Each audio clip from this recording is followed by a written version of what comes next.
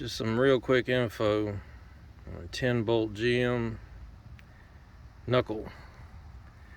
Alright, so when you take it apart to change the ball joints, this upper ball joint has a sleeve in there. On mine it wouldn't come out. I tried heat, I tried a giant easy out and tried to soak it and it just wouldn't come out. This is the tool that you'll need to get it out, but mine wouldn't come out even with the tool, so I did something really bold and I drilled it out. And started off with smaller bits and with like a hammer drill, real powerful drill, soaked it and everything, but always start off with smaller bits. And this is the bit that I ended up using right here, 1 3/64. This guy right here. After you get it drilled out and cleaned out, then you want to retap it. This tap right here, it's, I don't know if I can get it to focus, it's 1 1/8 by 12 tap.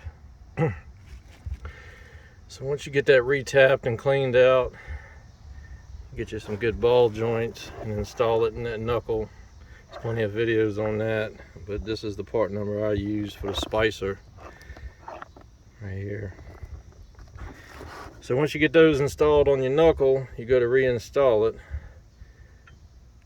Install the bottom one first, the bottom nut, but that's going to want to spin on you. So what you do is you go to the top, you put that nut on somewhat, and then on your top nut you leave this sleeve out at first. You put the nut on, tighten it up, it'll draw this one up in there good enough so you can torque this one to 70 foot-pounds. Once you get this one torqued, then you go back up here, you put the sleeve in here with this tool, you torque that to 70 foot-pounds. Some people say 100, but that's a little bit much, so I torqued it to 70, the sleeve first, and then you put the nut on, and I torqued that to, I think, 80. Some people say 100, but I didn't want to break that ball joint after all that work I did, so I torqued that to about 80. Got my cotter pin lined up with the little slots, and I put the cotter pin in, and it feels a lot better than it did.